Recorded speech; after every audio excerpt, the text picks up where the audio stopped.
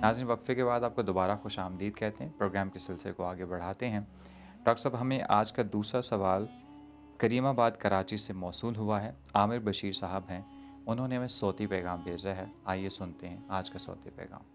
عمران بھائی، عامر بشیر کریم آباد سے عرض کر رہا ہوں۔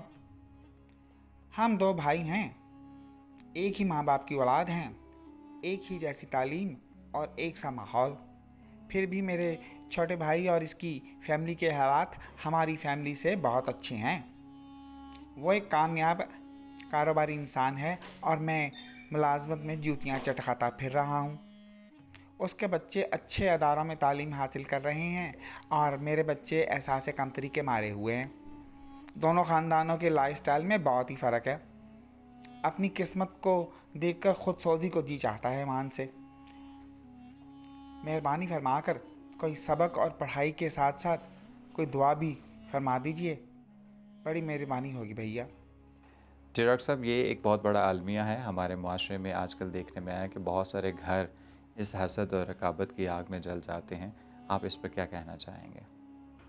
ہمارے بھائی نے جو سوال کیا ہے یہ بڑا بنیادی سوال ہے، اور بعض اوقات اس طرح کے وسوسے اور اس طرح کے دل و دماغ میں کئی قسم کے گلے شکوے آ جاتے ہیں، بے شک، اور یہ ایک فطری سی بات ہے۔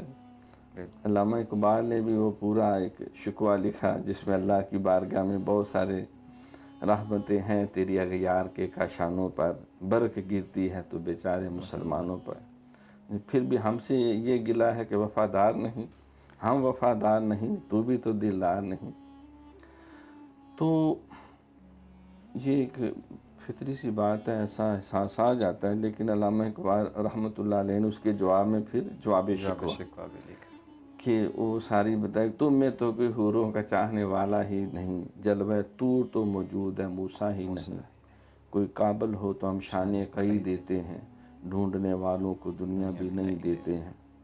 تو نہ مٹ جائے گا عراق مٹ جانے سے، نشہ میں کو تعلق نہیں پیمانے سے، ہے یا یورش تاتار کے افسانے سے، پاسباں کعبے کو مل گئے صنم خانے سے۔ بے شک، تو اس میں جو ہمیں قرآن و سنت میں تعلیمات ملتی ہیں ان حالات میں، تو اللہ تعالیٰ نے کلام پاک میں فرمایا کہ تم اس چیز کی آرزو اور تمنا نہ کرو جو اللہ نے دوسروں کو عطا کیا ہوا ہے، کیونکہ بعض اوقات اللہ تعالیٰ کسی کو زیادہ دے کے آزماتا ہے، بے شک، کسی کو کم دے کے آزماتا ہے۔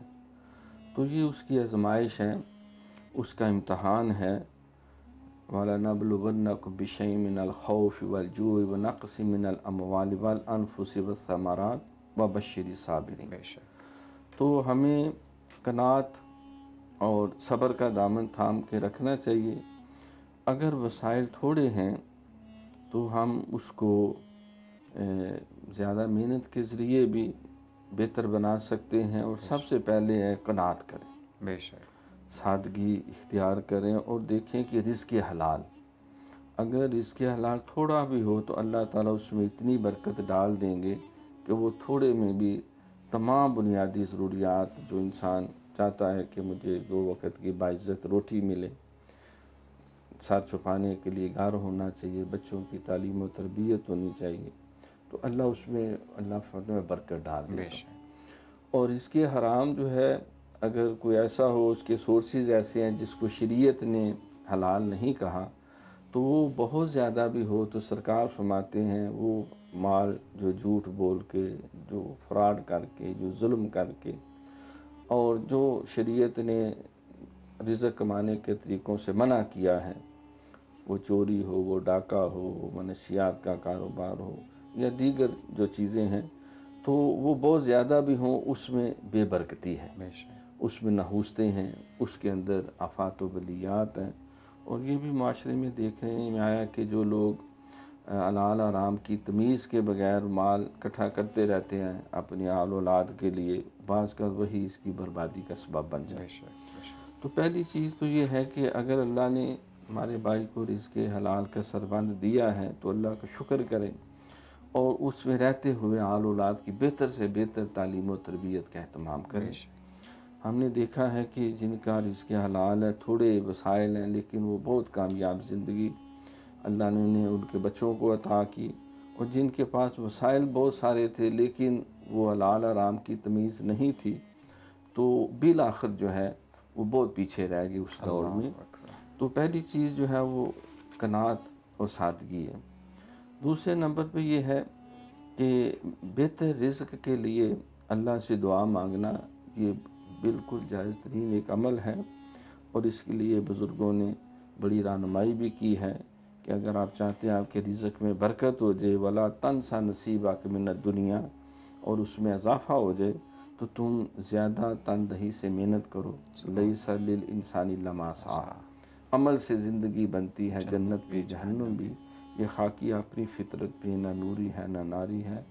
تو اس کے لیے سرکار نے کچھ رویے بھی بیان کیے کہ تم سلام کرنے کی عادت ڈالو، اور تم اپنا لنگر مخلوق کے لیے کشادہ کرو، دسترخوان کو کھلاؤ پلاؤ، رزق میں برکت ہوگی، عمر میں برکت ہوگی، ہر ایک کو سلام کیا کرو۔ تو اس کے لیے بزرگوں نے بڑے گہرے تجربات، اور ذاتی ہمارا اپنا بھی ذاتی تجربہ بھی ہے کہ اگر ہم چاہتے ہیں ہمارا رزق حلال بڑھ جائے اور برکت پیدا ہو، تو فجر کی سنتوں اور فرضوں کے درمیان 41 دفعہ سورہ قریش یہ جو ہے اس کو باقاعدگی سے پڑھا جائے۔ اللہ رب العالمین رزق میں برکت کر دیں گے، اضافہ ہو جائے گا۔ تو یہ عمل جو ہے، پھر دوسرا سورہ یاسین، اس کی تلاوت جو ہے اس سے بھی رزق میں برکت اور کشادگی پیدا ہو جاتی ہے۔ ایک شخص نے سرکار سے عرض کی حضور رزق میں برکت نہیں، تو آپ نے فرمایا کہ گناہ چھوڑ دو۔ اللہ۔ ایک شخص نے بھی ایسے ہی شکایت کی، شاید اس کی یہی کیفیت تھی، تو سرکار نے فرمایا کہ تم استغفار کی کثرت کرو۔ تو اسلامی تعلیمات کے اندر جو ہے یہ رزق حلال کے حوالے سے یہ سورۃ قریش کا وظیفہ، اور اللہم اکفنا بحلالک عن حرامک واغننا بفضلک عمن سواک، اے اللہ تو ہمیں رزق حلال عطا فرماؤ، حرام سے محفوظ رکھو، اور ہمارے رزق میں تم برکت فرماؤ، اور اپنی جناب سے ہمیں وسیع رزق حلال عطا فرماؤ۔ یہ دعا بھی نماز کے بعد اگر 3 دفعہ مانگی جائے تو اس سے بھی رزق میں برکت اور اضافہ ہو جاتا ہے۔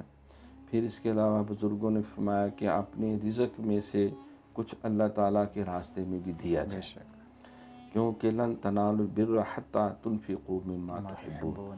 تو اس سے رزق میں برکت ہو جاتی ہے۔ کوئی مسجد ہے، کوئی مدرسہ ہے، کوئی اور امر خیر کوئی کر رہا ہے، تو آپ اس میں بھی اپنا حصہ ریگولرلی ماہانہ بھیجیں، یا اپنے عزیز و کارم میں کوئی مستحق ہے اس کو بھی آپ خدمت کر سکتے ہیں۔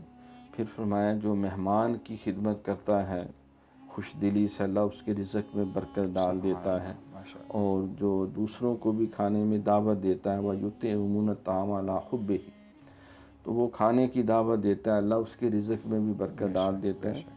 تو یہ امور جو ہیں، اور بالکل قناعت کریں انشاءاللہ تعالی، اگر رزق حلال کا اللہ نے سربند دیا ہے اور یہ پڑھائی کریں گے تو اللہ فرماتا ہے میں تمہیں ان راستوں سے، تم ذکر کی کثرت کرو، تمہیں ان راستوں سے رزق دوں گا کہ تمہارے وہم و گمان میں بھی نہیں ہوگا، وہ راستے کھلتے جائیں گے۔ بالکل بجا فرمایا آپ نے ڈاکٹر صاحب، انشاءاللہ ہم اس پر عمل کرنے کی کوشش کریں گے۔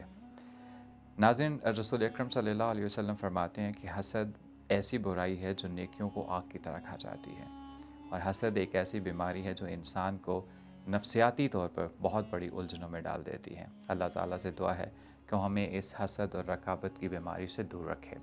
ناظرین، یہ تھا ہمارا آج کا پروگرام۔ ہم اپنے اگلے پروگرام میں آپ کے نئے سوالات کا انتظار کریں گے۔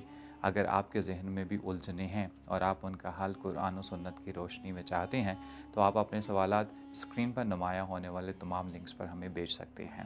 اس کے ساتھ ہی مجھے، ہماری ٹیم کو اور پروفیسر ڈاکٹر محمد عظیم فاروقی صاحب کو آج کے پروگرام سے دیجیے اجازت۔ انشاءاللہ تعالی اگلے پروگرام میں پھر آپ سے ملاقات ہوگی۔ اللہ حافظ۔